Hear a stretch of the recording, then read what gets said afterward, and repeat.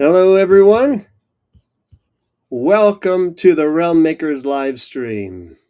We're doing some new things here today.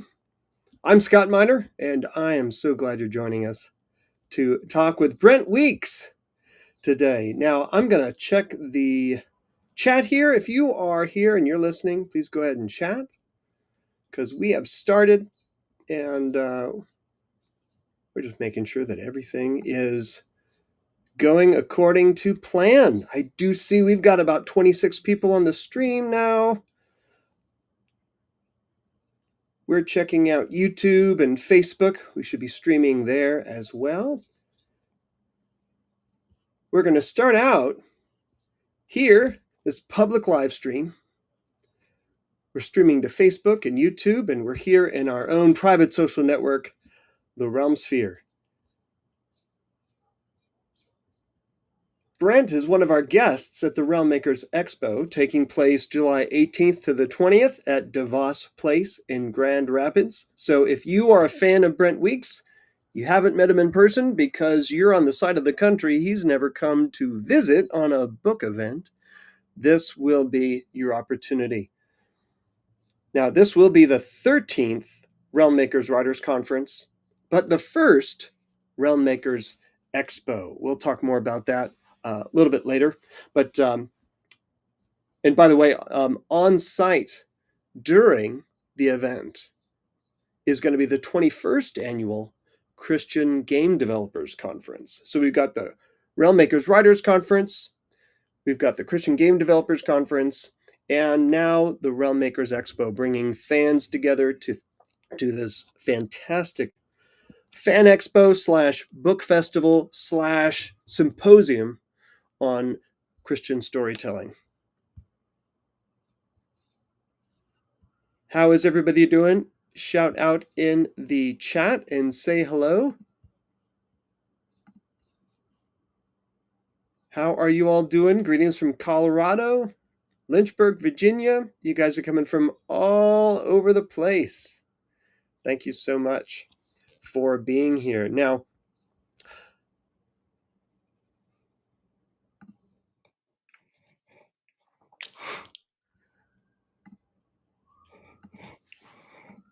just a little tease there. I had this 5-minute countdown. I was down to the wire, and I was trying to put this cool little 5-minute video of a countdown together. And well, it didn't come together in time. So Brent had a great alternative just to take that time when we're not ready yet. So we're just going to wait a little bit more time. We got a 5-minute countdown clock here. All right. So I'll just sit here. Don't mind me. No, yeah, we're not going to do that for real, but I really wanted a 5-minute countdown clock so that everybody could come on. We could check YouTube, we could check Facebook and say, okay, it's working. We know it's working because the countdown clock is there, right? And we don't have to be up here looking a little silly waiting to see if everything is working.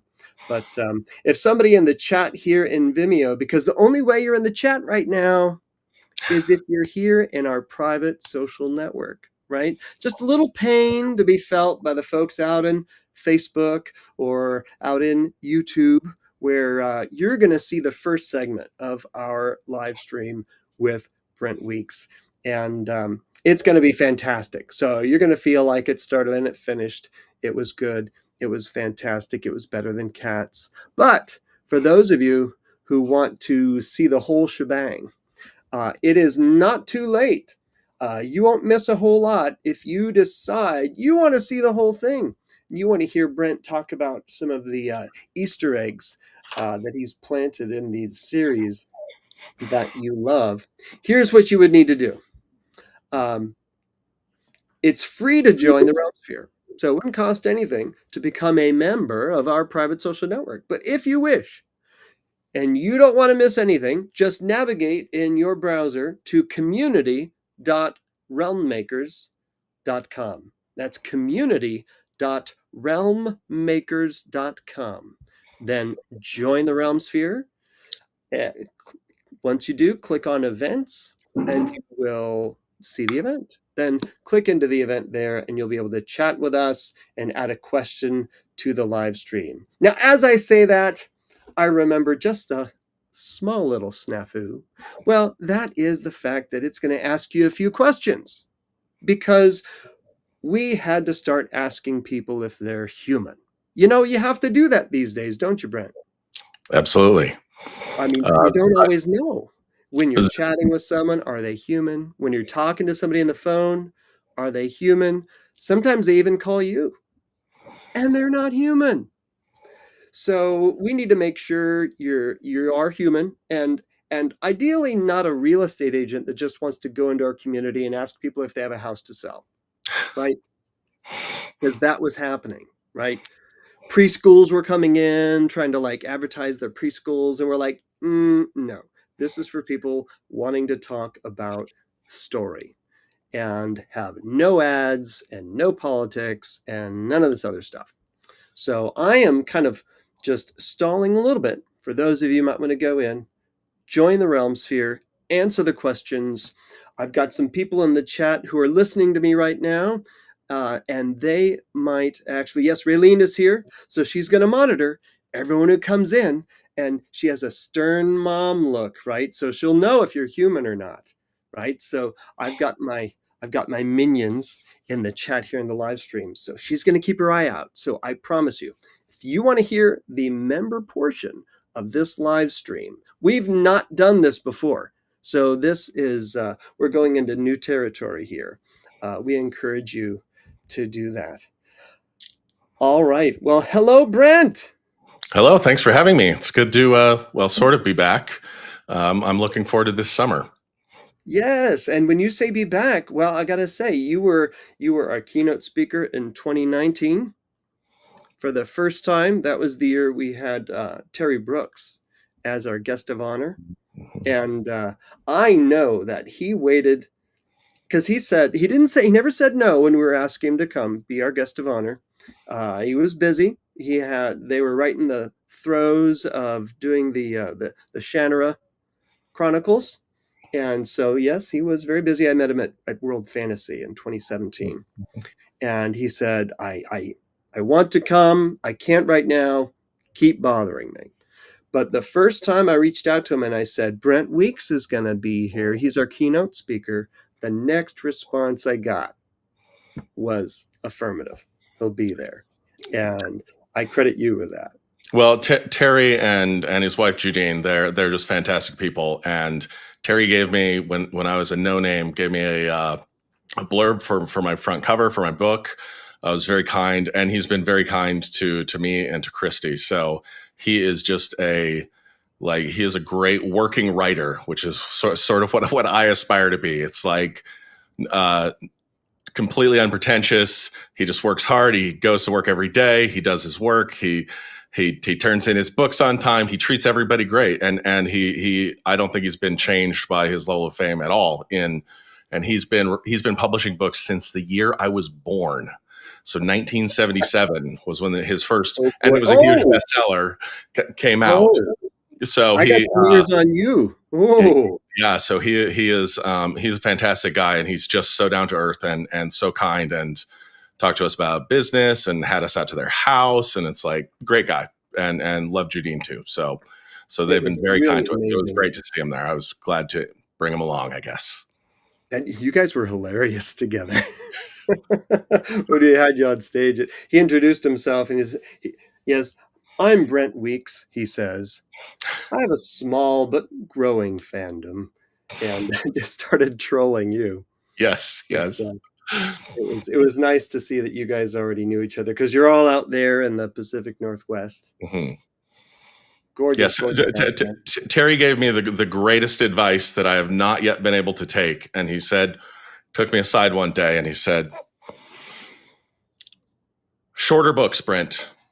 Shorter books." And I just haven't been able to do it. I keep trying, but I keep failing. So sorry, Terry. I'm letting you down, but everybody else seems to be okay with it, I guess. Well, all your fans here in the chat in the Realm Sphere, go ahead and just write down there whether or not you think Brent Weeks should write shorter books. Or if he's doing your bidding, if he's doing your will, us fantasy readers do enjoy our big, thick books. Yes. But at the very least, we could do what they do in the UK. I got your book, Night Angel Nemesis, here in the US. I'm a bookseller as well, full disclosure, and it's a big fat book. But I bought your special edition that came out in the UK, and it arrived. And how is it smaller? It's so much smaller. They have Hmm. thinner paper or something. Yeah, But yeah. it's It's still just magic. as long, though. So it's kind of crazy. The that like I've heard that they grab when you send in your book, and assuming it's of normal-ish publishable length, they'll like grab dummy copies and be like, how thick of a book does this feel like it ought to be? And then it's just like they sort of pick and choose, and then they just, like a college student, trying to get the right size paper, it's like they'll adjust the margins and the font and slap it out there so that you pick up the book and it feels like the size of book that kind of reader would like to read. So Yeah. um, Well, here's some of the comments here. I see, nope, longer books. Heck no, longer. Big books. In the words of Kylo Ren, more, more. Or in the words of Shakespeare, more, more, I prithee more. I can suck melancholy out of a song like a weasel sucks eggs. hmm. Wait. Not entirely relevant, but it does begin with more, more, right? Yes, Sophia likes big books and cannot lie. So do I. So true. So Yes, true. yes, yes. Oh, Meg said it first, so Meg gets credit for Now the that's going through all of our minds. Thank you, Sir Mix-a-Lot. So, yes, yes, yes. We like big books and a chunky epic fantasy. mhm, mhm, Yes, yes, yes. And that reminds me of like a Pepperidge Farm cookie full of lumpy, bumpy personality. I don't know, mhm. chunky epic fantasy. Very good, very good. Well, I'm going to let everyone know. Generally, we're going to talk to Brent about his life within the context of a story, right? Using story structure, right? I'm going to grill Brent about his wife, about his wife?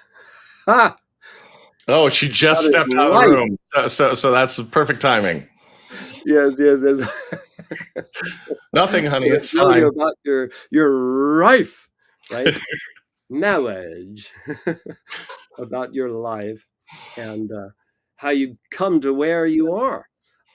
We're going to progress into a members only segment where we'll turn off Facebook and we'll turn off YouTube, but hopefully you will be satisfied with what we've talked about. But if you want to be able to plug in, add your question to the Q&A and participate in that towards the end, that's going to be part of the member portion.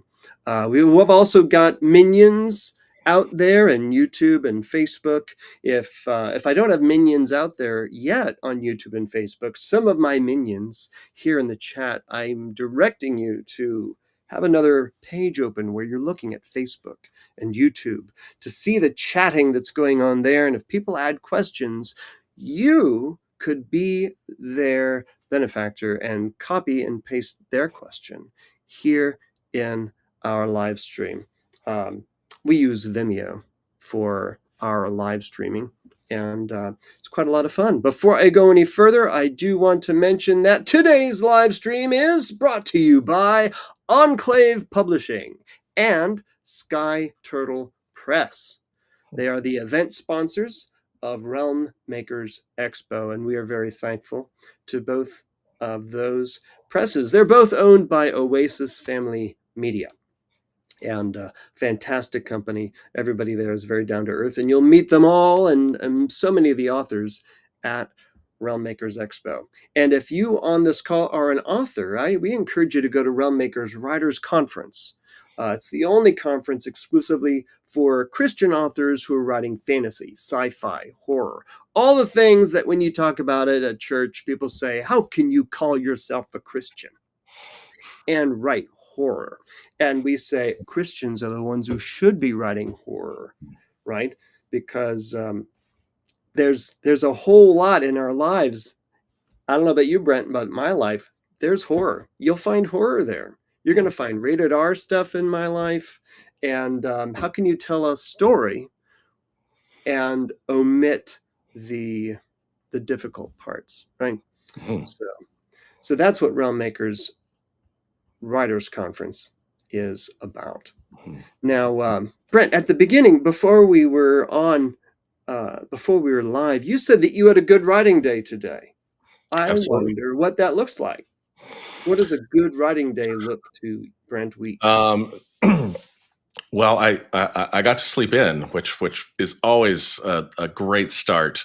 The kids had a late concert at school yesterday, so they got a late start for school today, so that allowed me to sleep in. So I was well rested, and I drove the kids to school, came home, jumped on the computer, and knew that I had this. So I sort of like blocked out my day to figure out when can I get all the things done I need to get done, and then I just started writing. And I've been transcribing my notes.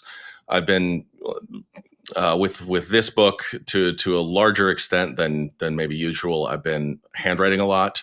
I write with um, write with a fountain pen. It's pretty. You won't be able to see it very well, but it's pretty. It's fun to write with. And then I write a bunch of notes that way. There's something I've found about writing by hand. It engages my mind differently. So sometimes I don't like writing by hand because I can't keep up with my brain when I'm like especially when I'm writing dialogue, because the dialogue is boom boom boom boom boom boom boom frequently, and I can't keep up with that. When I'm really going, I like to be on the computer. But when I get stuck, there's something about just moving your body physically that makes you feel unstuck or something. Or like I'll write out, why am I stuck on this thing? And just somehow it's like, now I'm already writing. Look, I'm already writing. My body goes, look, you're not stuck. You're writing. And I'll somehow be able to move past that. So I have been trying to transcribe 20 pages of notes or something that I have. And this always happens. It's like each page of notes turns into multiple pages in the finished book. As I bring it over, I come up with new ideas, and so it's not a simple process of just transcribe what you've already written down. It grows and changes, and then today I was smashing together two partial scenes that had they had some overlap, and so I was trying to be like, okay, I like what I did here in this scene, but that repeats some information from this scene. So I was just kind of doing the grunt work of writing. It's like I'm building to the big finale right now is where I'm at, and the plan is coming together. So I've had to um, I've had to go back and plant some things. It's like, okay, for this to work, it's better for me to plant the information earlier, so that then when we get to it over here, I won't have to re-explain what these little gadgets do. I will have already had we'll already have seen the gadgets. The first time we see the gadgets, it's like you don't even know what they do. No, you're not allowed to see those. So you just kind of get a hint of them. And then quickly you can be like, oh, that thing you saw before, you do get to use that. And then you do this thing with it. And then, or even just skip that second step and go immediately to, they pull out the gadget that you saw before, boom, they use it. You're not completely lost as a reader. Like, you understand what the thing is, but I don't have to, it's all about pacing. It's I don't have Sure, to sure, stop sure. the flow of that action sequence to be like, here is my, gigawatt 5000 20 ka, and oh really, does that have a 50 bolt magazine? It's like, actually I got the model with the the electricity converter, so I can also power my mobile home. Like you don't want to have that during your action sequence. So This unfortunately one you has got a samoflange. exactly. So I realized I needed to bury some of that information earlier, so I had to stop. I had to go back. I had to figure out how to put that into some earlier sequences. Um, that Are that that, any of that those gadgets what the people are kind of gazing over your shoulders, like, what are those things? What are those? Yeah, and the Uh, gadgets you're referring to, did you had to like plant early something on yes, the wall behind you yes. there? Uh, um, yeah, yeah. These are all just mostly just my fountain pen inks, and then the cool thing about working in fantasy is people give you swords and stuff. Like the awards are swords and knives. So if you get little, so I've got let's see, Let people that's zoom in that's a here. Reddit Stabby award. That's my sword that I can't remember what the company was that made it for a while. That's sorry. This is more challenging than you would think because everything's on the incorrect side. Yeah. Oh, I see. So under the blue light are the inks. Boy, you really are prominent with your inks. Yeah. I know that's important to you with I love inks. So yeah, I've really enjoyed getting into fountain pens and getting fun inks. So I put all my inks there so I can see them, and then that's the sword. So yeah, these are just and the clock is a thing we got from in Switzerland. I don't know. It's nerdy, but so the clock we're all nerdy here. the train stations in Switzerland have these clocks, and we went to Switzerland. My wife is way back when of Swiss heritage. And if you watch the clock, you'll see that it stops at 12 for I think 2 seconds, and that was what the clocks did in the Swiss railway stations, so that everybody could synchronize their clocks, because you could always get your clock within 2 seconds, and if it just sweeps past, people wouldn't actually take the time to check. They'd be like, oh yeah, I'm close enough. And so by having it pause for 2 seconds, it gave everybody a chance to be like, am I on? I'm on. And then they would, That's great. and that's why your Swiss trains are always run on time, which we did find to be very helpful. But you arrive at the train station, if you can't read French very well, you're looking around, or German, and you're like, well, which train is it? Oh, it pulled in 3 minutes before we're supposed to leave. That's our train, because they're always on time. So yeah, so these are just nerdy little things that I have to make me feel at home and comfortable. So Excellent. Very yeah. excellent. Yeah, I've seen you on some live streams where it looked more like you're in a closet or something, different times. This seems quite attractive and manicured, but that's great. Yeah, everybody wants to see what's behind people when they've got something manicured like that. Oh yeah, and So then sorry, yeah, Ed and Bell, so Shakespeare and Poe, are back there for me. So those are my buddies, excellent, up on the excellent. clock, and next to the clock. Yeah, wow, that's really hard to do. I don't know why. I'm, Cool. Well, as we get into the next segment of our live stream, I just want to remind everyone that if you're here in the Realm Sphere, clicking through into our live stream in Vimeo, you're in the chat. There's a Q&A that you can click on the Q&A and enter your questions there in the Q&A. And if you see somebody else has asked the question you want to hear an answer to, or you see somebody has asked a question that's better than your question, you give it a thumbs up, and we will answer those questions first. So the ones that get thumbs up, the ones that get thumbs up, I think that's maybe how that's you what put I it. would say. Yeah, If you see a question you like, thumbs it up, maybe. There's going to be a whole lot of thumb upping happening. that's right. But Yeah, there you either go. way, that's how you get the questions asked first, right? So just want to give you a little bit there. So now, Brent, I love a good story, and I thought it would be fun to go through your life and talk about the story that has created who you are. I'd like to skip the exposition and go right to the inciting incident that Okay. launched you into this chapter of being a New York Times best-selling author. So there's a million things we could talk about, Hmm. going back years and how you met your wife and moving on from there. But what was the moment that really things changed? And it might even be in the midst of your writing career when things really shifted gears and set you off on this new trajectory. And then we'll kind of talk about what crises presented themselves before you Sure. got there. How'd you manage to not die along the journey? And if you had any wise mentors saying things like shorter books. Yeah, right. Exactly. Yeah, Yeah. yeah. So I guess phrasing it that way, I would say the inciting incident, if we're not giving any exposition, would be my wife saying when we were getting married, she said, "I think I want you to stay home and write, and I will work the day job." So that was huge. That was her idea. Of course, it was absolutely everything I wanted in life, and so it felt like a horrible thing to take when somebody offers you like, "Oh, I'm going to slave away at a day job and you stay home and write." And but of course, I said yes. Yeah, I think something I've found from my own reading is that writers and artists are quite willing to sacrifice others for their own dreams and ambitions. But yeah, that was what we decided to do. That's sort of what we felt we were called to do, and so that was where I got started and started writing.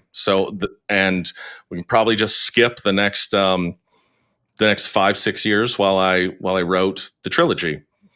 Well, Uh, there you go. Well, so, so so it started I'll with let a you do the supportive interviewing. spouse. Go ahead. No, that's great. So it started with a supportive spouse. That's really fantastic. I don't know too many authors who have achieved success who don't have a supportive spouse. Not to toot my own horn, but that's kind of how I got into all this. My wife started writing novels, and I started helping with the conference and everything. And well, she has a degree in film animation. I have a degree in musical theater, so I tend to be the extrovert, and a lot of authors need somebody else to extrovert on their behalf. But that's actually a part of your story I hadn't heard before. I know that Christy's been very supportive, but uh, I hadn't heard that it was her idea that you stay home and do that. That's really amazing. Yeah, I mean, it was certainly. I could pick a different inciting incident where, I started writing when I was a kid. Sort of put that aside because like nobody makes a living writing. Like I looked that up and I, found out all the stats and stuff, and it was like this is not a thing people get to do. Um, so I sort of tried to be like, that's a childish dream, put that aside. And I went to college and I got a chance to go over to Oxford and I was in a short story writing class. And like, I knew my short stories were terrible. Like I knew they were just not very good, but other people in the class thought they were great. And I sort of thought like, well, if you can fool some of the people some of the time, maybe you could string together a career out of that. Well, I mean, really, what I thought was like, okay, if I'm maybe too harshly critical, like maybe I could try this thing. Like maybe this is something that I do have some talent for. So I immediately started writing a book, which was way too long and not publishable. I spent a couple years during college writing a book, and I was halfway done. It was already 200,000 words, which is about 3 times as long as most people want to publish for a first time book. And I was just like, oh my gosh. And I spent a couple of years like revising it and editing it. And it was just still a mess. And I was like, wow, I just have to abandon this thing. So that was painful. Got a job as out of college. I got a job first as a bartender, then as a school teacher, and then wrote not at all and just kind of felt dead inside. I really loved the kids. I like teaching, but I had this oh, I feel like I was made to write. Like, how do I go to work every day? Like I'm dreading work, even though I love the kids. Like I'm dreading going to work. Like, how do I do this? And that summer was when we got married, and Christy came up with the idea for me to just do this thing. Just let's see how it goes. Let's see how long we can do it. So, Well, that's somebody who knows you. yes, yes, she often had faith when I was not. I didn't believe in myself all the way. It was like this is stupid. This has been too long. I should give this up. Like when you're young and have a dream, it's kind of cute. And it's like, oh, you're young and poor, you've got a dream. When you're like knocking down 30 It's like you haven't had a real job in 5 years. It's like, this is not cute anymore. So it's like, it's when you know the end of the story, it's a great story. It's, oh, you persevered, you had your dream. It's like, how many people persevere and don't get it? It's like, you can be that guy. Like I was always aware that just because I feel called to this, just because I feel like I'm supposed to do this, it doesn't mean that tragedy doesn't strike me. It doesn't mean that it doesn't mean that I'm the chosen one. You know, it's like there are lots of people who were brilliant and had all sorts of things to say to the world and had to work in coal mines. You know, it's like, so why should I get to be so special? I honestly don't have an answer for that still. It's I don't know why I get to do this, and I'm incredibly grateful that I do. So, but Well, that's, I think, where our faith comes in. absolutely, Absolutely. absolutely. I And a gift from Christy. absolutely, Not yes, right. everybody's spouse allows them to do that. Not everyone that you meet and marry at one stage in your life is going to follow you through that next stage in your life. But it sounds like she was there for that most important stage. Yes, I mean, and I'd known Christy from when we were in 7th grade, so I just knew she was a person of character, that she had a lot of integrity and had good values, and so I've just always trusted her. So. Yeah. Awesome.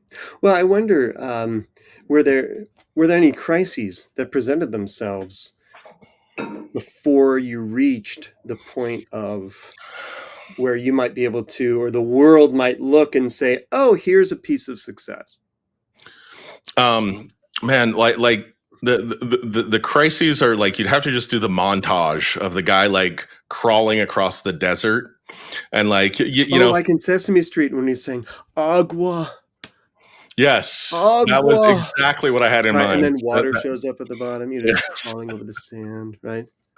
That's what I'm thinking. I was going a little more grim, a little more, yeah, you know, Dune, you know, with sandworms. Okay, yeah, that's probably more appropriate. Yeah, so the crisis would be the montage of walking across the desert, being like, "Do I really not have any talent? Is this a stupid thing to do?" And being It's an like, important question to ask, isn't it? It really is. I mean, I had in my head all along, like, you know, what was it? America's Got Talent, or one of those shows was on, and like they always had the people who like think they can sing, and they Well, can't. my mom said I sing like Peebo Bryson. Yeah. And they're like, "Sorry, man, you ain't Peebo Bryson."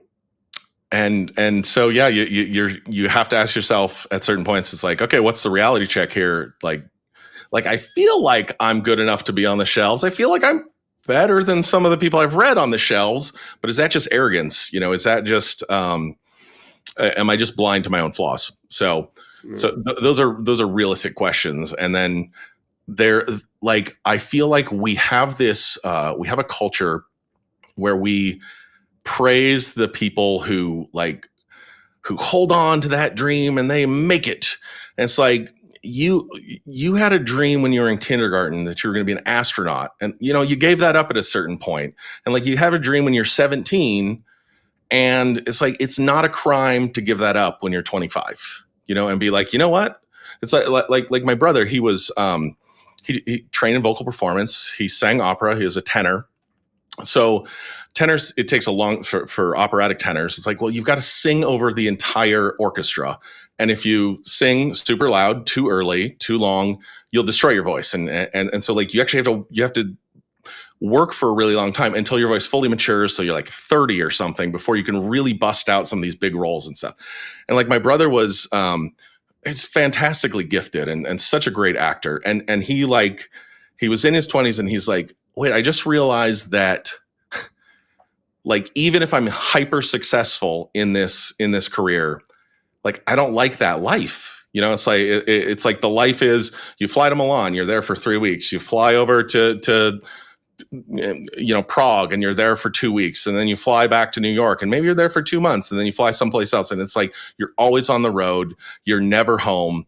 It's impossible to maintain relationships. It's like, oh, actually, is that a great life? Like, and that's if you're super famous, you know. It's like, for most of the people who are, making it, it's like, oh, does that fit you as a human being? And so I think to it's hard sometimes to listen. It's hard to give advice as a best-selling author, as a guy who's defied the odds, because like I know I defied the odds, and I um it's like there's survivorship bias. It's like, oh, do what I did. It's like, well, I'm one in 10,000. It's kind of cheap advice to ask the one guy who maybe got there by luck, for all you know. Um, so I want to say, like, there were times where I said, is this not the right thing for me to do? Am I supposed to go a different direction? And then to be like, it's okay to have your priorities change, because you're like, actually, I got a wife and kids, and this life is terrible for them, and I'm not willing to sacrifice their happiness any longer. So I just want to, like, I realized that a lot of my dream was very adolescent, and it's like, oh, I'm going to be a big deal, and I'm going to change the world, and it's like, well, okay, those are great things. Those are great things. And is that really who you still are? You thought you wanted to be that guy when you were 13, when I started writing for my first book. I think I want to be an author. I'm writing this book. Is that still who you are? Is that who you're made to be? And it's okay if now you're a different person. Like, we all change so much. So I just want to, like, I want to be encouraging to other people of, like, man, if you're called to this, if this is a thing for you, if this makes you feel alive, do it. And also, we are fully integrated humans. We have things other than our work. We have things other than our hobbies, and we have other responsibilities in our lives. So that's okay too. So Yeah, I've heard it said you can fail at your plan B. So, like, why not try to do what it is that you're passionate about? sure. And some people are creative. It took me till I was probably 46, 47 years old before I actually realized that I was an artist. Hmm. I didn't give myself credit for it. I'm like, well, Yeah. I have a degree in musical theater. I like singing and dancing and acting and all this stuff. But I didn't view that as I am an artist and having an artist Mhm. temperament. And I spent decades just misdirected in Mhm. what I was trying to do. Mhm. And it's hard to be successful when you are spending all your time in the wrong place. Mhm. However, there's sometimes people try to stay in the wrong place thinking like that's where they want to be. Mhm. And they don't allow themselves the opportunity to discover the breadth of their potential for their lives. So it's really hard to know where you are, and you can't tell somebody where they need to be. But that's where you have to really rest in the Lord and and prayer and just listening and responding and Mhm. saying yes and following momentum. And there's a lot of things that help you understand that you're in line with where you're supposed to be. Mhm. And it just requires asking a lot of questions. But it's wonderful hearing your story. Was there any point at which you felt like it almost fell apart at the point of failure? I say, did you manage to not die trying? But, there are Yeah. these moments where it's like, okay, I almost lost everything. Well, I certainly have some. I After I wrote the book, which of course the first Night Angel book, The Way of Shadows. Um, I took a side path. I knew somebody in Hollywood. I I wrote the book into a screenplay, and then I was going to send it to her. She worked for a big time film guy, and then, like, 2 days before I was going to send her my film script, which, like, she'd read the book or something, or she encouraged me, oh, to turn this into a screenplay. And I'm like, I don't know how to write a screenplay. So I spent 6 months, figuring out how to write a screenplay, and I put it together, and I'm right about to send it to her, and she quits and stops working for the guy, because he's like some dirtbag sexual harasser, and she can't stand to work for him anymore. It's just like, I'm like, oh gosh, that, like, oh, did I just waste all of this time? And I realized, like, well, maybe, but on the other hand, I learned how to make my story a lot more visual because well, screenplays are visual storytelling. So it's like, okay, give me an image that tells a lot of the backstory here, like that fills this in. So it's like, oh, okay, I'm thinking this way about these scenes now. Okay, I can incorporate that. I can tighten some things. I can pull some things together. So I did that. I ended up going to a writers conference, which was $400, which was an incredible stretch for us at the time. Almost didn't go, but there were two agents there that were on my list. Like I'd been watching and I've been winnowing lists of agents and finding people who are highly recommended and doing all this stuff to figure out like who's the right agent for me. And the advice I'd found was find people who write books that you've liked and find out, do they thank their agent? Well, if they don't thank their agent, then that tells you something about their relationship with their agent. But if they do, that agent may not represent you anyway because they only represent hyper successful people or but at least it starts to give you some names, and then you can start looking up people and be like, okay, well here's my dream agent, or here's agents. So I went through and I got a list of like 33 agents because like there's no like agency certification. They're just like anybody can say, hey, I'm a literary agent, and they are. Now, whether so you want people who've been successful selling books that are somewhat like yours. Obviously, your book is a new and different snowflake, and there are no elves out there anywhere who are like your elves. But you want to find an agent who sells books somewhat like your book that would be on the shelf in the same, in the same region as yours. So I had this list of 33 agents, and so I went. I met two of them at this conference, and one was just dynamite. And he was so great, and that was Donald Moss, and he sent me on this whole trajectory. He gave this lecture and made me have to go work on my book for 9 more months when I thought I was done, which was terrible and awesome. And then the other one was really weird, and I was like, "Wow, on paper you seem like a great fit for me." But not so much. So that was also valuable. So anyway, I had my list of 33 agents. You only need one. Yes, you only need one. And I sent out that list. And then over the next 9 months, almost like half of them just never responded. So I'm still waiting, any day now, 20 years later. But half, rejections just trickled in. So after 9 months after like 6 months, I had 3 people left, and they all asked to see more. And I sent it out to those 3 people, and then I had silence for a really long time. And then 2 of those dropped out. And so now, almost 3 years into me writing books, it was like the only person left out of my 33. Like there are other agents out there. Like I said, anybody can be an agent, but like out of my list, it was like, okay, the only person left on my list is my number one choice to be an agent. And I know he gets 10,000 submissions a year. And he takes 1 to 3 new writers per year. And sometimes those are already published writers who are switching agents who come over to him. So it's like, it's not like it's wow. So I sort of was looking at that, and it was like, okay, if Don says no, then it's time to think about whether I'm that guy singing in the shower and really can't sing. So that was kind of an 11th hour kind of moment for me there. Like if he says this is not the thing, then maybe it's really time to recalibrate. So obviously, how much time after you submitted to Donald Moss and that he accepted you? From the first from my first submission to when he said he'd like to represent me, it was 9 months.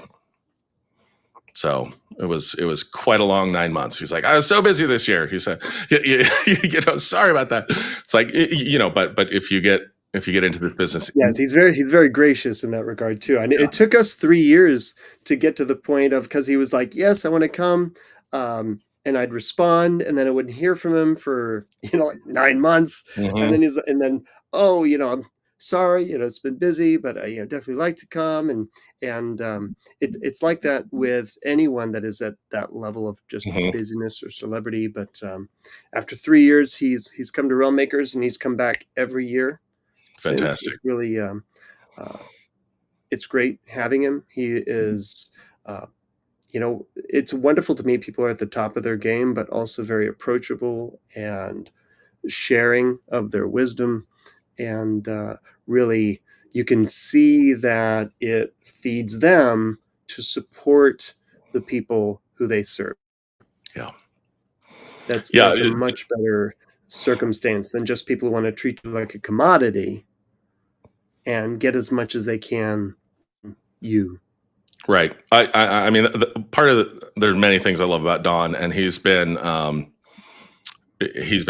hugely helpful as just a reality check in my career, like numerous times. When I'm freaking out about whatever, which isn't too frequently, but when it happens, it definitely happens. And Don, do I need to worry about this? Or Don, this isn't going well, and no, you're fine. It's going to be fine. You're doing great. Or I'll talk to this person, or this person did this weird thing. What do we do about that? So his advice and stuff has been fantastic. And then also I just trust him because he tells the truth. So he tells you something, it's like, it might be rough to hear, or, he might, like, he always, when I would send him a book, he would just kick my butt. And then I would walk away with a smile, though, because I'd be like, okay, I know exactly what's wrong. I know why this wasn't working, because he understands story at just this high level. And so when we talked it through, it's like, okay, now I need to go do this. Okay, that's going to take me a few months. Wow, some of that's going to be really hard, but also my story is going to be so much better. So that's been great to work with him. But also him accepting me was one of these moments. So kind of one of these mentor moments of like, okay, if he thinks I'm worth representing, and I respect his opinion, and I respect his other clients that he's got, like, he's probably right about that, like. So I had another guy who, like, earlier in my career, right after college, I took a writing class or something, and oh shoot, what honey, I'm blanking on the guy's name. Dennis Foley. Yeah, geez, I blanked on Dennis Foley. He was a guy who came to writing late himself in his life. He was a Vietnam vet. He was a long-range reconnaissance and patrol, kind of a special operations kind of guy. Go way out into Cambodia where they're not supposed to be and do that sort of thing. And then ended up staggering into, kind of got into Hollywood sideways and got into writing sideways, and ended up loving it, realizing very late in life, or later in life, he's maybe 50 when he realized, I love to write.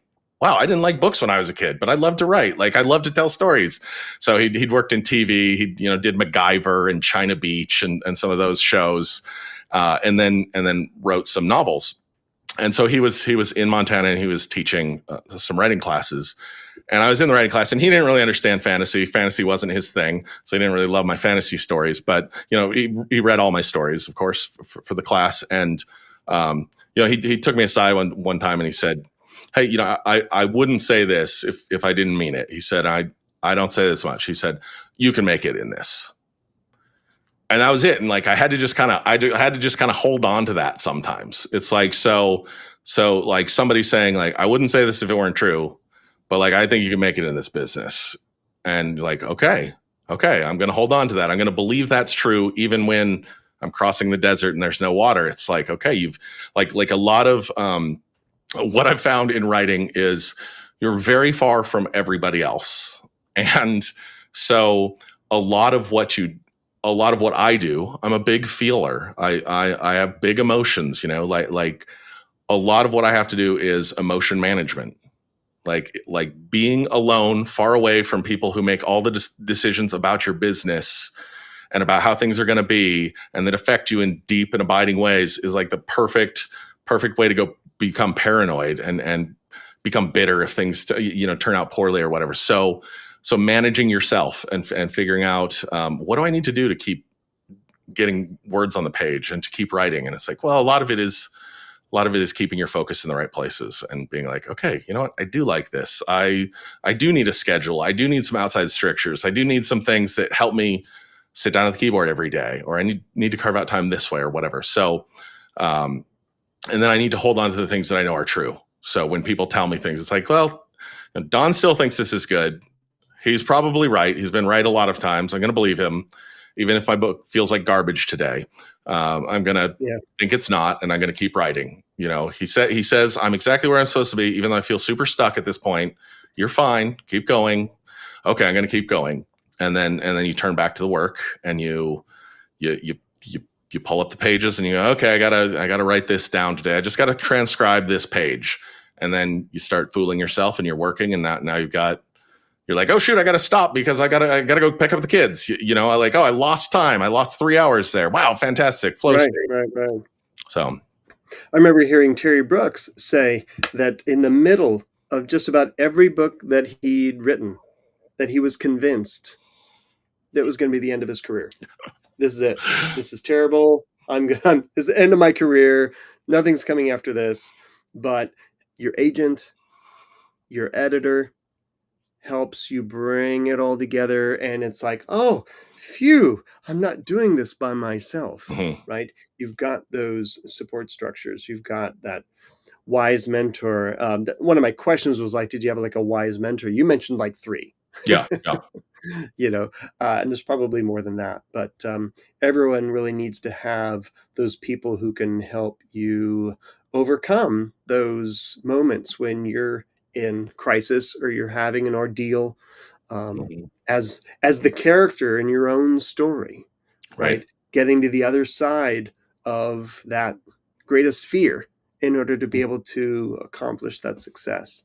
It's wonderful to hear your story, Brent. We could probably talk about this forever, Mhm. but I think what I'd like to do next is segue a little bit into what you're writing now. We'll whatever question in the Q&A is voted to the top, we'll ask that question before we go on to the members only portion. And in addition to the Q&A, kind of start that off with talking about some of the Easter eggs that maybe have been planted in your stories, that somebody might have caught when they were reading it or Mhm. not. But we'll talk about that concept and how people might do that Mhm. and what to expect in your series. But so, I mean, we might all know what you're working on now, but I thought I'd ask and let you tell us. Yeah, so I'm continuing the Kyler Chronicles, I think is what we're calling this second set of 3 books. Mm-hmm. So the Night Angel trilogy began the first 3 books, and then we pick up with the same characters, told in a different style, however, um, with Night Angel Nemesis, and that is the previous book that's quite chunky as well, and so now I'm in the sequel to that, and this will be called Night Angel Rising. Um, and this book is I was just checking, and I'm I'm scarily close, although this includes some notes. So I'm scarily close to about 300,000 words, which is like, oh man, this is getting long. So I was aiming for 200,000 for the whole book, which is still quite a long book. The Black Prism is 200,000 words. The Way of Shadows was 156.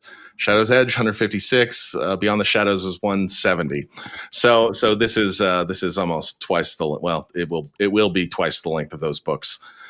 So that's why it's taking me a long time. Which it'll be I don't know if I should even say this, but I'm hoping to have it handed in this summer, which would then put us on track for next spring, for I forget publication. I heard you said that. La, Yeah, I la, know. la, Yeah, la, la, yeah. la, la, la, la.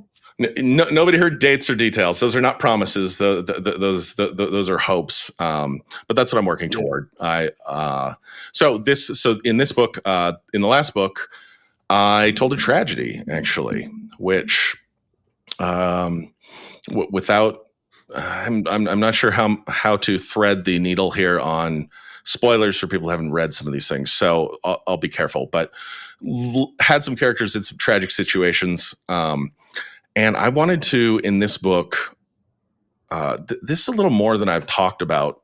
Decided to talk a little bit more about what I'm trying to do than I have before. I just wanted it to be surprises, but you guys are here. You've probably read some of my other books. At least you're interested. So I'll talk a little more. I wanted to write a book that is oddly, in some ways, all about suffering while being joyful. And one of the plot lines follows a major character from the previous book, and that is a little more literary and a little more strange for a fantasy book, and has man, I really having a hard time doing this without doing any spoilers. Has some real challenges to it. Let's just say, for him to or her to be a dynamic character in the situation in which they find themselves is very challenging. So I use some literary techniques in that one while still keeping forward momentum. And then I thought a way to help anchor that the slightly literary tinge there to the novel was to have the other half of the novel, which I'd always intended for these to be sort of two halves to the novel, to be a little more familiar plot structure. And that plot structure is a heist story. And so there's a heist story to so the way I said it to my agent that he liked, so apparently this is good marketing or something, which I'm usually terrible at. I said it's sort of like Prometheus Bound meets Ocean's 11. So there's the log line pitch if I ever were going to Hollywood, although I'd never sell this. This would never work in Hollywood. That's sort of the beautiful thing about my books. I don't think they'll ever work in Hollywood. I've said it before. I think Lightbringer's an anime. Yeah, well, yeah, maybe. In my head.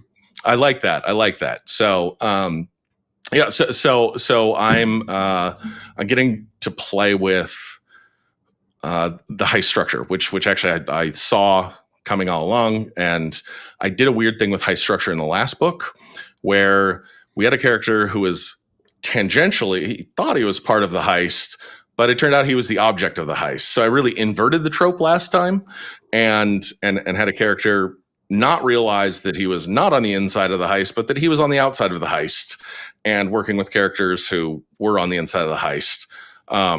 So, which kind of segues into the Easter egg question that we'll hit in a minute. But in this book, I wanted to make it a little more clear, and like take the things that make heists fun, and do those as excellently as possible, and that would then anchor and counterweigh and lend depth to. I would lend depth to those with what the other character was going through. These would have a lot of reflections on each other and thematic things about what men do when they're suffering and in pain, and what women do when they're suffering and in pain, and how those are the same and how they're different. And what we do with our pain is really interesting to me. So I wanted to kind of explore that while, and again, the challenge was like, can I do that and make it joyful? Can I make the novel feel fun to read while I'm actually asking really hard questions? So I that was my challenge to myself. This is Beethoven going deaf, playing Ode to Joy. You're composing Ode to Joy. I wanted to have the very challenging things sitting with like, God, this is so fun. And can I do that? That was my challenge for myself.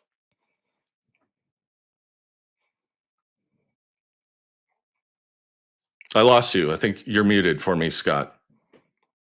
That sounds very exciting. Yeah, I was muting because I was typing, and I hate it when I hear on a live stream when people start ticky-tacky typing. But I had an idea. I didn't want to forget to say before we leave the member portion.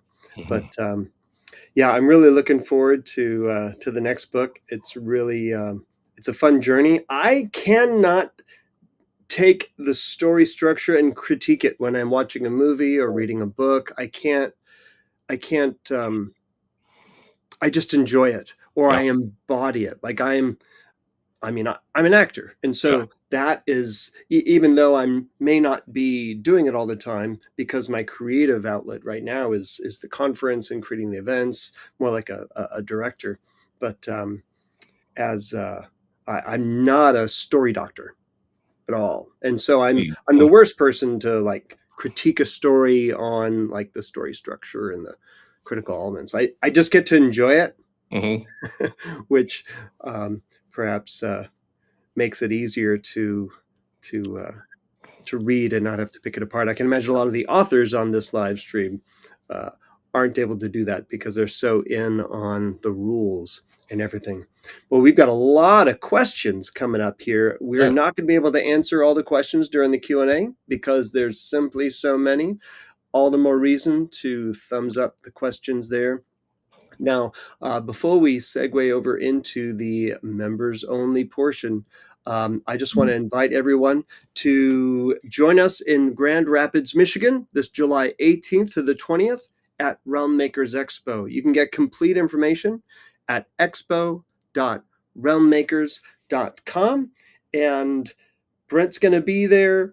You're going to be there for the authors at the Writers Conference, taking mentoring appointments. You're going to be in the expo doing signings. And I love your idea for a panel discussion. We are going to do it. I have found a foil for you. Oh, fantastic. Yes. So there's going to be a panel essentially called, and I love your title, WTF Should Christians Do with Rated R Scenes? And Christian creators. anyone of Yes, right. Like Christian authors, Christian creators, right?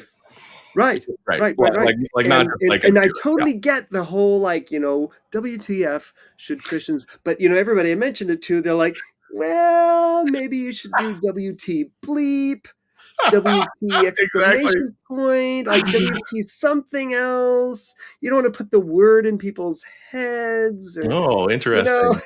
It's like, I think this that's shows the exactly point. what we need. Yes. Well, it's the point. You need to have that there, but you still don't want to talk about the F or the bleep. Yeah. Like, you don't want that to be the conversation. You want to talk about, get into the nuance and the why. I mean, I know why, because all of our lives have the F in there, right? All of our lives have the R as in terms of rating. Yes, right. In there, right? What stories don't? What story can you tell where you ignore that, or you just push it over to the margin? But so ND Wilson is he loved the idea, and I think he's going to be somebody who can not so much be you saying you should and him saying you shouldn't, but just really both of you understand the nuance between the two. And talk. No, it's like honestly something that I want to explore. I mean, it's not something I think I have all the answers to. I think it's I think it's a challenging question, and especially when one thinks about audience. So don't want to delve too deeply into that. So yes, I want to have thoughtful questions and maybe not come away with lots of answers, but come away with more questions, perhaps. Yeah. I just don't know that there's another. We had to stop calling ourselves a Christian Writers Conference, but we are a writers conference full of Christian authors. Mm-hmm. But I don't know if there's another one like it where people ask these questions particularly. So it's really what we want to be able to get down to. Mm-hmm. And then once it's all over, go play D&D in the bar till 2 a.m. Right. So, well, friends, we've come to the point. I said I'd do one Q&A, one Q. And one A. Okay. The one that is voted to the top right here. I'm going to, let's see, show on scene. Here, this is from Giselle Goosen. Brent, what tools or methods do you use to plan your novel's structure? This is a very authorly question. We got a lot of authors on the live stream here. So what methods do you use to plan your novel's structure? And do you have any pointers for mapping arcs across a series? Everybody wanted to know this question. Yeah, this is a fantastic question. So I definitely use Scrivener when I'm drafting my novels. I really wish they'd just put in a few more things so that I didn't have to switch everything to Word when we actually go to do the editing of the novel. Because just interrupt for just a moment. We're actually going to do a series on Scrivener in the Realm Sphere for authors in the subscriber area. Right? So Scrivener is a great tool. It's one of these tools where you can use as much or as little of it as is helpful to you. So you sort of explore it, you figure out some things about it, and you go, okay, that's enough for me for now. My brain is full, and then you can just get started. So one of the things that's really nice about Scrivener is it does what I used to do, which is I used to like physically lay out the 3x5 cards for scene pacing, because I immediately started writing multi-point of view epic fantasy like a very foolish person would do. But oh, these are the kinds of book I'd like to read. I'm going to write one of those. And so I would like then move the 3x5 cards around, and to be like, okay, well, we need to know this, but this person's on a different timeline. So do I follow this chronologically, or do I follow it by pacing logic? And can I have those work together easily most of the time? And so I would try things in different places. I'd move things around to be like, okay, it's been a long time since we've seen this character. They've been doing this thing all along, but when do I have readers know about that? And or am I introducing readers to too much information or too many different characters all at once? So let's sort of spread that out so that their brains don't get full. And so I would move the physical 3x5 cards around. It got very cumbersome. And of course, the text doesn't go with it. So then you got to copy and paste huge blocks of text. Sometimes you're afraid you lose it in Word. You're like, did I paste that in? Wait, I moved 12 different chapters. Did I remember to move chapter 12, or did that not get? So that was always terrifying. And so Scrivener, you can color your little. It has a little 3x5 card window, and you can move around those 3x5 cards. You can color them different things, and then you can just look at the flow of your novel very visually right away. So that is like the main thing I use it for, is doing. And I'll put little on every one of my 3x5 cards. I will put what the button of the scene is. So that's like the last line of the scene. It ends here. That'll help me remember what it was, but it also helps me when I'm transitioning to the next scene. Like, oh, this is where readers' thoughts, feelings, emotions, expectations were at when we finish this scene, and I'll be able to remember what kind of flow we were in. So then, if I have a scene that's a little heavier on exposition or whatever, maybe I want to not do that after a downer sequence. If my audience is feeling low, maybe let's not go into something that's a little more boring next. Maybe so it allows me to do those things. As for doing, you can definitely use it. I don't, but you can, to set up your character profiles. You can do a lot with your characters. You can do a lot with your research and have it all be in there.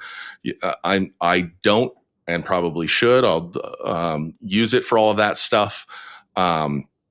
But what I generally do, I just take lots and lots of notes. I'm a sort of a scattered thinker. It's one of these kind of making the sausage kind of deals. It's like I'm sitting someplace and I'll scribble down some notes, whether it's on a piece of paper or whether it's on my phone. Open the notes app, type down the things, and then come back to it later. So when I'm thinking about arcs across an entire series, which I do, and which is important to do, because I've got what I'm building with the Kakari Codex is kind of a Night Angel. The Night Angel trilogy is the first 3 books. The Kyler Chronicles are the second 3 books, and then I'm going to have.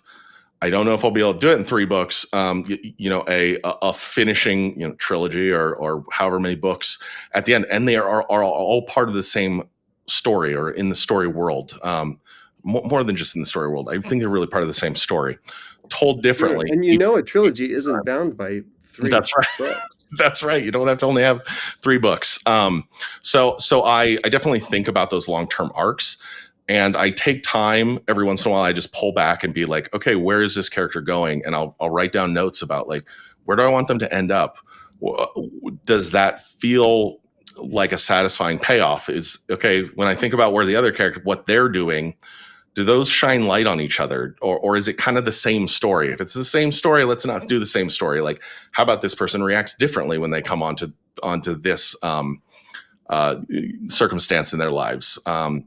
So I'll look at those things, and I'll just like that's one of the hard things I think about writing series fantasy or series of anything, I'm sure, is making your characters change, making sure they've got enough change that they kind of need to do over the series of books, and then being like, where are realistic kind of building blocks that you can build that will feel satisfying to an audience, but also to me, it's like the psychological realism of a character growing this way is really important for me. I want, as Kip grows, I want him to be like, okay, oh, physically now he has developed this way. Other people see it. He doesn't see it yet.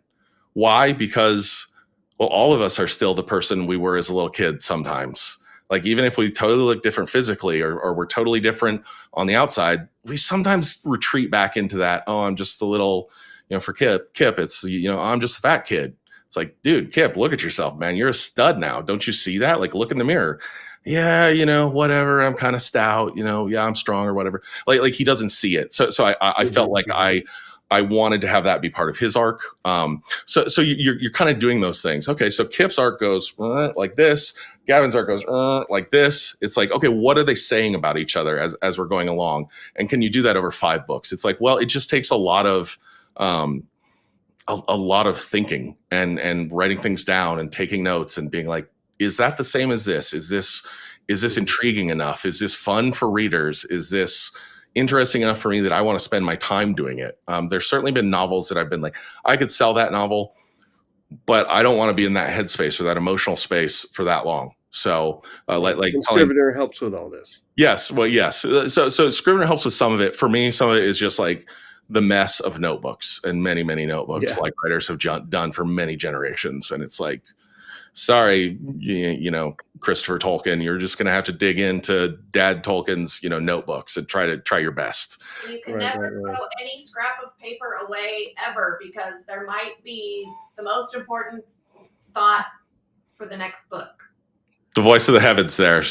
Yes, is that a wise mentor I hear? Yes. You can never throw away anything, because maybe that's just the thing that was exactly what I needed. And of course, when I wrote it down, it felt like just the thing. And sometimes I look at those papers and go, oh, that's fantastic. And other times I look at them and go, what was I even talking about here? Like, I didn't give myself enough context. All right, we're going to continue into the Q&A here, but for those of you listening or watching on YouTube and Facebook, we're going to turn you off. Thank you so much for joining us. Come to Realmmakers Expo. Complete details will be found at expo.realmmakers.com. It is coming this July 18th to the 20th in Grand Rapids, Michigan. Come see Brent and hundreds of other authors. We've got animators, comics and graphic novel creators, filmmakers, audio drama. We have live audio drama presentation. Larry the Cucumber's going to be there. Katie Lee from Adventures in Odyssey. She was Sunny Gummy and the Gummy Bears and Baby Ralph and Muppet Babies. She was the original Sheila the Thief in the original D&D cartoon. Oh, wow. She's been around for a long time. But thank you guys for watching. Everyone else, stay here.